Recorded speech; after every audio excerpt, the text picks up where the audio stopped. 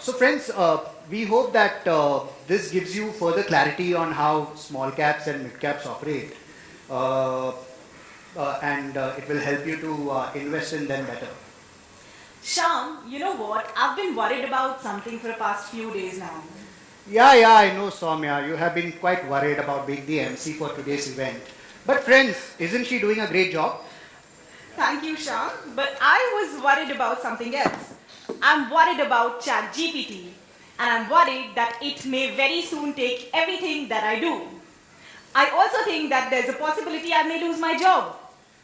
But you know, you have a point. However, whenever there is any kind of churn occurring in an industry, there is bound to be unrest, there are bound to be job losses. So it's completely fine, it's normal.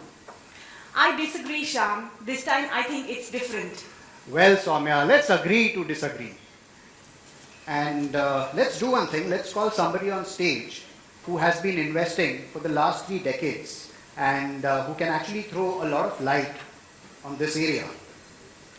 Friends, please put your hands together for Mr. Nilesh Shah, who is the CEO of Envision PMS. Nilesh Bhai features regularly on electronic and social media. He has also been a speaker at various overseas events across the world to showcase India as an investment destination. And before founding Envision, he has been a part of renowned financial institutions like HDFC and Kotak. Over to you, Nilesh Bhai.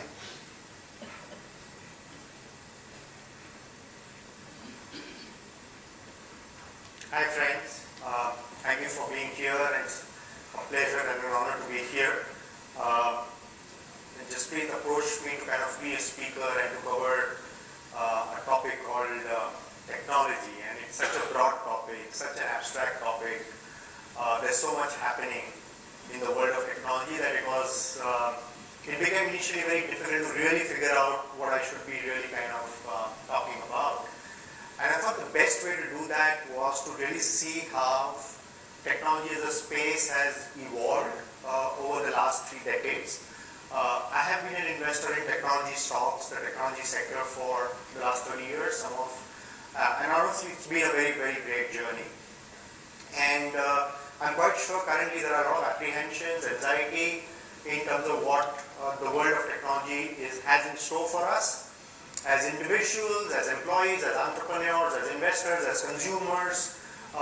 Technology is so encompassing, so universal, so ubiquitous that it surely raises a lot of questions.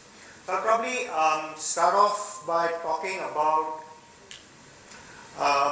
what we essentially should be doing, and I think the key to technology is to be able to imagine, to visualize, to envision the future.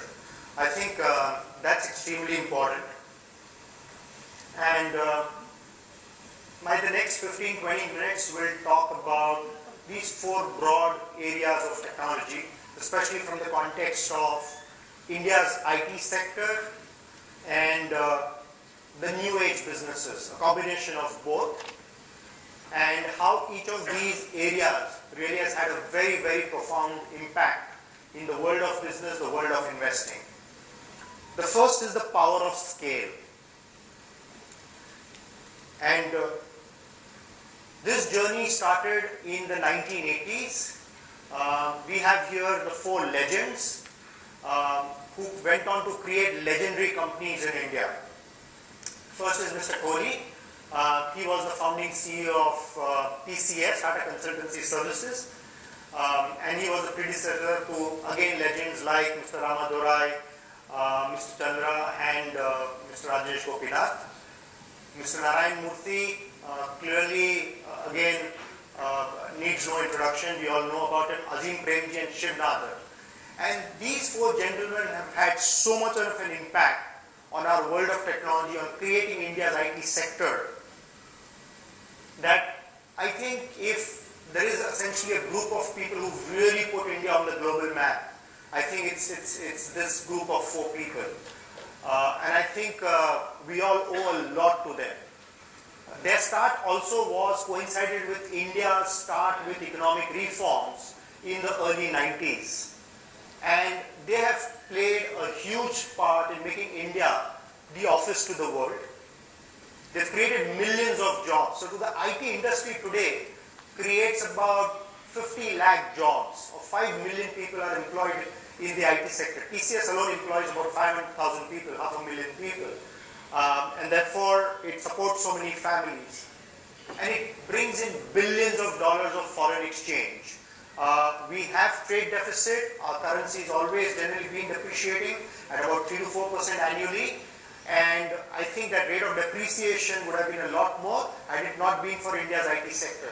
So today, India's IT sector broadly brings in about $200 billion of export revenues for our nation, which is pretty much more than what Saudi Arabia gains through export of crude oil.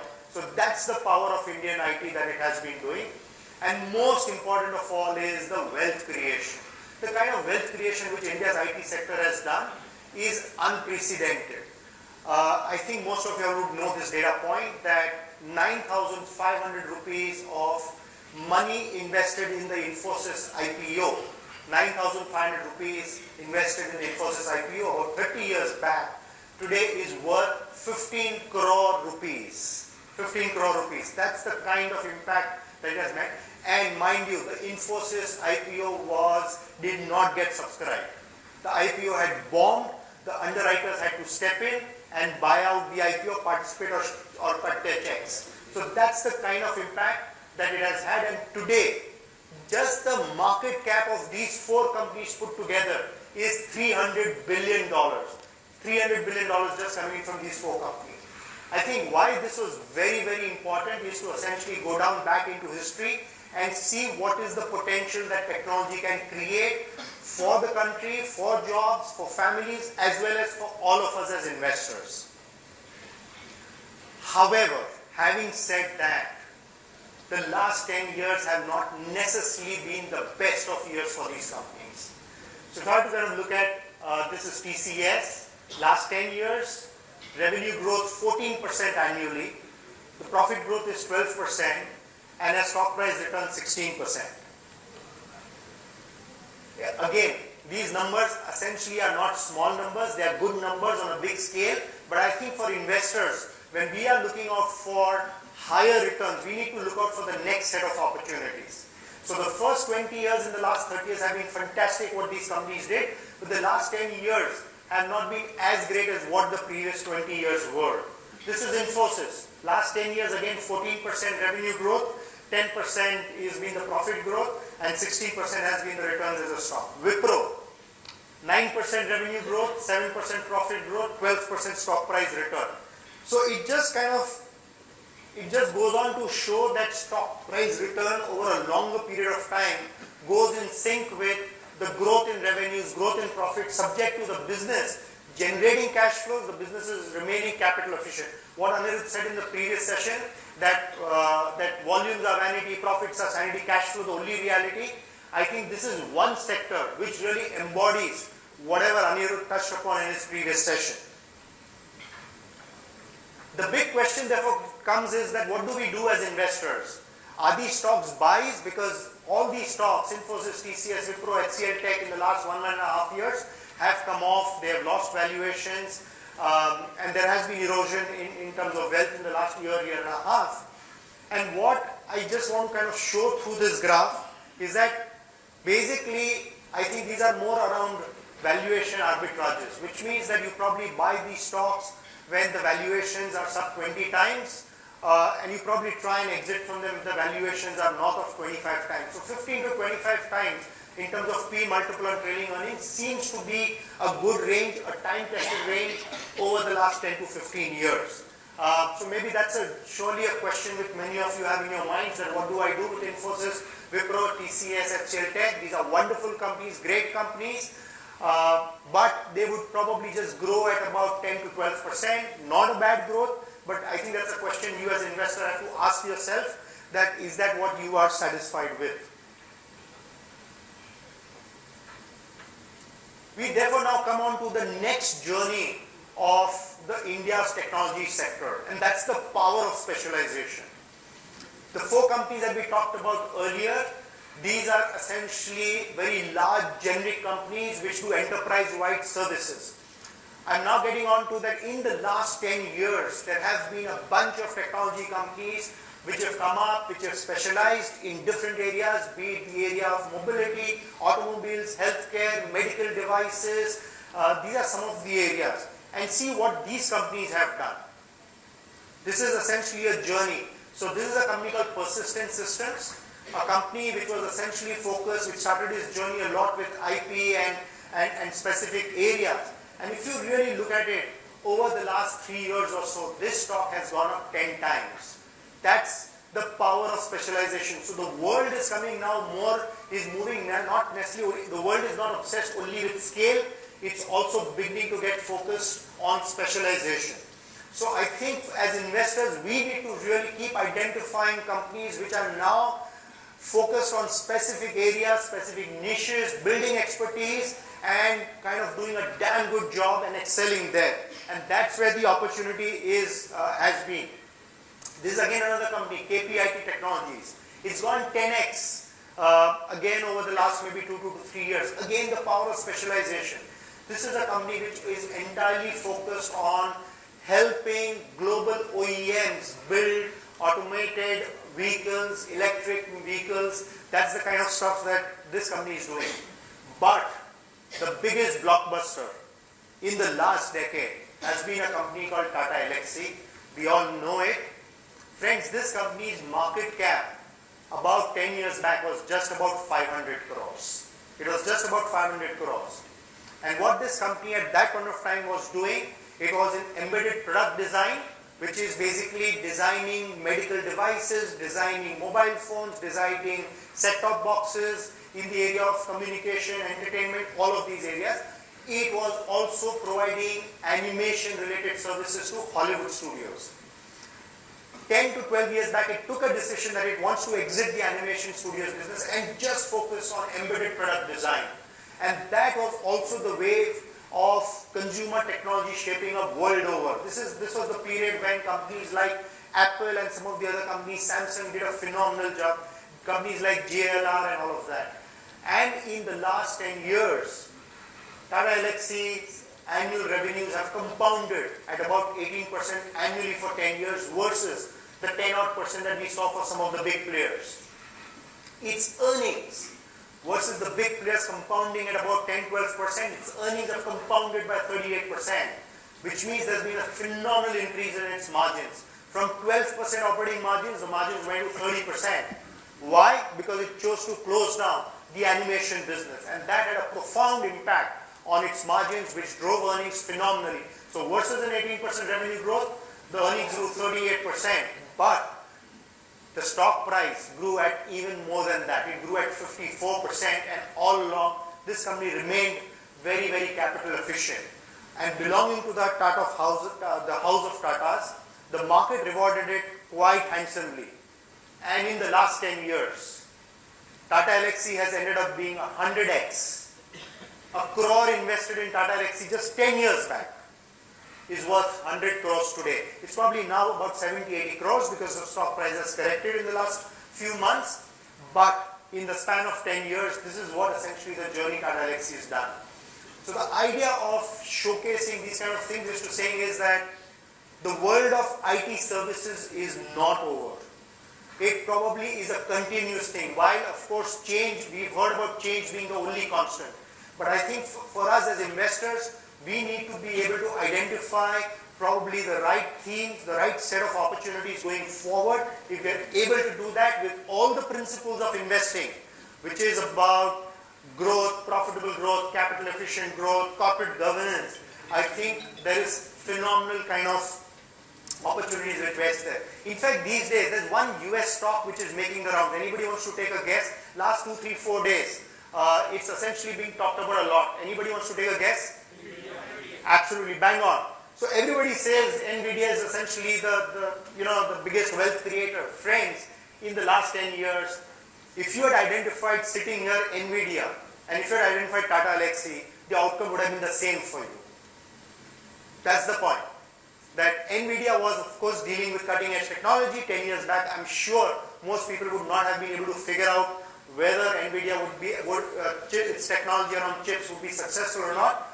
But if you had basically looked upon Tata Elxsi with all the right things, this is what essentially the outcome would have been. So I think on one hand we have some of these big names which get celebrated, but I think some of our homegrown champions have delivered pretty much the same investment outcomes. I think in the first two sections of this, we talked about services, the generic services companies and the specialized services companies. But it's now becoming a world of products. We hear about SaaS, software as a service. And what it looks like is that my view is that the next 10 years will belong to a company which essentially is able to successfully scale up its products, successfully scale up its SaaS offerings. We've seen a couple of companies from India get listed on the NASDAQ. We've also had some companies which have IPO'd themselves in India in the last 1 year, and there have been a set of companies which have changed their business offering from pure services to software as a service. Now I'll probably kind of talk about a couple of examples of this. I'm not yet entirely sure whether these are essentially the future champions, but I can certainly say that they have a good shot at becoming a champion because we still live in a world of uncertainty. Technology is competitive, is disruptive, so we have to keep that in mind. So this is a company called Intellect Design Arena. It used to be called Polarisys, went IPO in the late 90s, was into services, products, but in the last few years it is transforming itself to become a product company and a SaaS company. And what it does essentially is to provide its service offerings and its software products to banks. So what basically it is trying to do is it's trying to bank on banks itself. But the potential for this company or the market for this company is huge. Why I say this is because currently the market size is estimated to be $23 billion. It's expected to be $28 billion. But what's going to change quite dramatically is the whole shift from conventional services to software products. And in the process, the relevant segment for it can potentially grow at 34% compounded for the next 5 years. Again, I'm just saying is, please don't take this as a forward-looking statement, don't take this as a recommendation. I'm here just to basically showcase some of the opportunities that are there in the world of technology. The other is a company which went IPO very recently, a company called RateGain. Again, these are very early stage companies. This is a company which probably market cap is less than $500 million, and its revenues are probably a fraction of that. I think its revenues are not even $100 million. But what it tries to do is to essentially help hotels worldwide to connect to online travel platforms, online travel aggregators, and essentially provide them data in terms of pricing of their hotel rooms, travel plans, all of that. Why I'm showcasing this is, again, this is a SaaS company, a software as a service, and if this company successfully scales up, if it's able to execute well, it is probably facing or staring at a multi-billion-dollar opportunity, and there are many examples of this. I'm just trying to kind of give you 2 examples that this is probably, I would have thought something similarly maybe 5-10 years back when we saw the emergence of specialized IT services companies.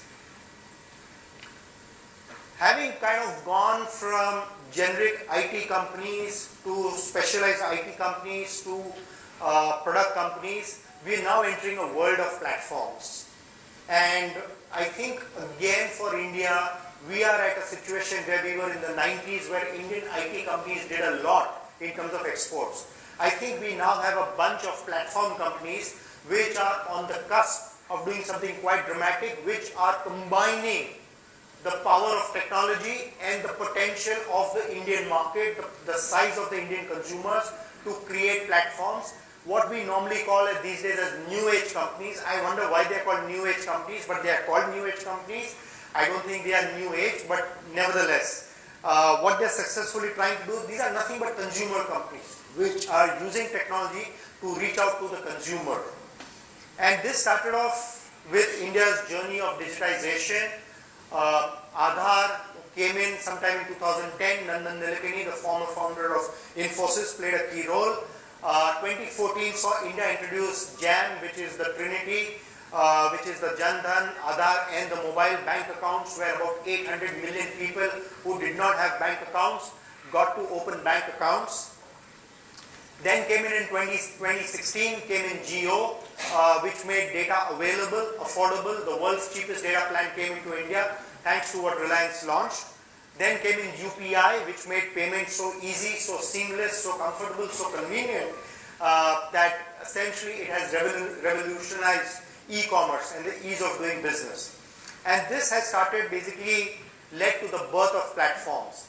We've seen the emergence of platforms like JioMart. A couple of international platforms have come in. Some of them have got bought out, like Flipkart, Zomato, in the food delivery, beauty and personal care.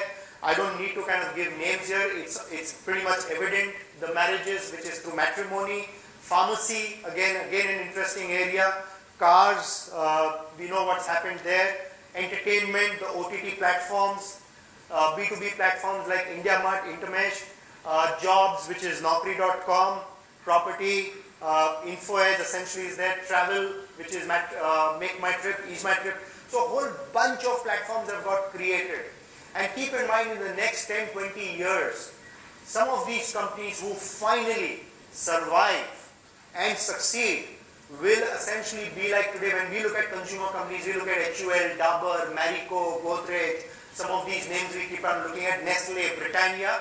I wouldn't be surprised if 10, 20 years from now, you would see some of these companies dominate India's consumer market and potentially be wealth creators. Some of them today have challenges in terms of business, in terms of scale, whether they will survive, whether they have the cash flows, balance sheet issues, all of that. But again, those who survive from this and grow will create some fair bit of wealth for investors. Similarly, I think, and again, a very, very interesting area is the world of fintechs, financialization, formalization of savings. We know how the broking industry has got transformed by the likes of Zerodha, Angel, 5paisa.com. These are some of the names which are there. The payments business, we've seen Paytm come in. Credit side, again, you have platforms like Paisa Bazaar. Insurance, company like Policy Bazaar is there. And I can get on to detail in terms of what these companies are, what their size is, what's the scale, and all of that. But I think because of shortage of time, I won't get into that detail. And when we kind of look at these kind of companies, what is it that we need to really watch out for? We need to watch out for that, what can go wrong for these companies. And the big talk these days is that is artificial intelligence coming in AI, and is human intelligence going out? That's a big question, and friends, I don't think as an avid watcher of technology, we should really be too worried about that. I have seen in the last 30 years many such themes, new fads come out and saying it will destroy the world and all of that. Believe me, the world has only become a better place. I think even if it is artificial intelligence, keep in mind it will only create more jobs to deal with artificial intelligence. So I think do not get worried about talks of disruption, but as a business, you definitely need to be worried about that. The other big change is account aggregator network. What does this mean? Which means that if you as a consumer, as a bank account holder, you can share your details with a prospective bank, and the bank can come back to you, a new bank can come back to you and tell you that, you know what, your existing loan is at a higher rate or your fixed deposits are at a lower rate. These are some of the value additions you will do, which means that some of the incumbent banks, some of the legacy banks, legacy financial institutions are essentially need to watch out from a threat point of view. ONDC, the Open Network for Digital Commerce, in the last 1 week, 10 days, fortnight, enough has been written about it in terms of its impact on Zomato, Swiggy and the likes. This is essentially a real risk for them. Digital monopolies. Again, the likes of Google, for example, currently are telling anybody that if you essentially want to have your app on my store, you will have to pay 15, 20, 25% as royalty or commission to me on your revenues, on your billings. So these are some of the threats that the world of technology will have to deal with, will have to contend with. But I think we have to kind of be a lot more comfortable with human ingenuity to be able to navigate through these kind of challenges. And lastly, the disruptor or the destroyer. The world of technology, I think the only thing certain about the world of technology is change. You will always have to keep looking above your shoulder and see who else is going to come in and be a threat to you. So while these existing guys are going to come in and disrupt everybody else, but they also have the threat of being disrupted. So I think the key takeaways from this session of mine are that the generic IT companies, the big companies are going to be around. They will create jobs. They will essentially earn foreign exchange for India, and they will essentially be compounders. But you will have to be very careful of the valuations that you pay for them. So at best, according to me, these are valuation arbitrage plays. Specialized IT services companies, I don't think the game is over. I think I've heard this many times, that picture abhi baki hai. Here, I think continue to identify specialized IT services companies. They will continue to create wealth, and therefore there are opportunities there. Watch out for product companies which can basically build scale. I think the day you build scale in a product company, I think everything else, the revenues on an incremental basis, or what they call as contribution margin, just flows to the bottom line. It gives you cash flows. With the cash flows, you can essentially keep building IP and keep building a massive moat for your business. Platforms, these are currently challengers. Watch out for these challengers who are able to successfully become champions and emerge to be winners. 5 years, 10 years, 20 years down the line, keep in mind some of these players, or maybe just a handful of them, will end up becoming really big companies, becoming successful companies. Keep in mind, go back to the 90s, we also had the Infosys IPO, which didn't give returns for many years, but we saw what happened later on. So don't essentially have any kind of disdain or contempt. The biggest enemy of an investor is to kind of continue with a particular bias. I think the world of technology, in the world of technology, you have to be with your eyes open, your ears open, and have essentially room for change in thought. So on that note, clearly I believe that the last 3 decades have been very, very interesting for India's IT sector, the world of technology. India has successfully established itself as the office to the world. It is embarking on a journey to be the factory to the world. And I think the way some of the platforms like the CoWIN platform, the UWIN platform have demonstrated, India has essentially a big shot at being a solution to the world. Thank you, friends. Thank you.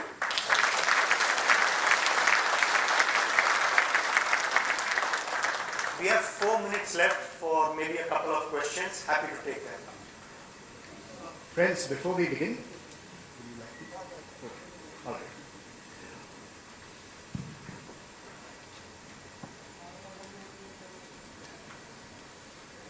Any questions? Hi, Nilesh. So, basically, SaaS is nothing but a software as a service. So, earlier companies would essentially build a product and license it out to a user. You would basically license it out to a bank. And then the bank would essentially hire somebody else to basically service that software. So if you have a bank like, say, an example, HDFC Bank, it would essentially buy a core banking platform from a global product company, use that platform to offer services to you and me as essentially customers of the bank, and then any other company would come in and continuously service that technology product. In the world of SaaS, you don't give a one-time license. Of course, you give a right to use, but you charge the bank based on the number of users the bank has.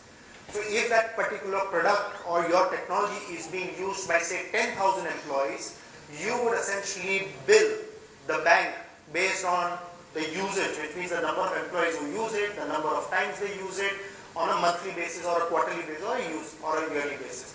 So basically, software which was earlier looked upon only as a product, is now you can basically buy software and use it as a service on an ongoing basis. And that provides a lot of visibility to an individual company. Versus earlier, you sell your product, you get 5 crores by just basically giving a license. Here, you're probably trying to create a monthly stream of revenues and annuity revenue for the next several years. Hello. We have been hearing that all the companies around the world have started cutting their cost, especially in the technology or the IT space. And as you said, that India has been like an office to the world. How do you see this challenge, and how is India going to go and tackle it? Yeah. So I think what you're probably referring to is essentially the conventional IT services companies where there is essentially enterprises. So you have companies like say Coke or McDonald's or any of these companies worldwide which would hire an Indian IT services companies to manage its technology. Then there would be some big projects coming, like say digitization happened just around COVID, which creates a new set of opportunities. I think that's really where the challenge is right now for Indian IT services companies, the big companies, is where their growth rate will be aligned towards the overall IT spending or the IT budgets of the US Fortune 500 companies. So if the US economy is growing at say 2 to 4%, the spending by companies on IT services grows at about 5 to 6%. So the revenue of a company like Infosys or TCS or any of them will probably grow at about 5 to 8% in dollar terms. And on top of that, if the Indian currency, the rupee, depreciates by 3 to 4%, a 6-7% dollar revenue, 3-4% will give you about 10% annual revenue growth rate in rupee terms. This has been the trend for last 10 years. It's nothing new. This has essentially been the last 10 years, and I don't think the next 10 years will be very different. And that is why for some of these large IT companies, you really, because these are good companies, cash flow generating companies, capital efficient companies, high on corporate governance, you probably need to buy them when the valuations are on the lower side. We touched upon that one slide. But if you buy it when the valuations are below the long-term average, I think that's when you will make returns or extra returns. But otherwise, you will probably have to be happy or contented with that 10-12% returns. Friends, let us proceed now. Don't worry, you can still ask all your questions because Nilesh Bhai and Anirudh sir are still here. And in the next round, which we will be having, you can continue with your questions so that we can stick to the time.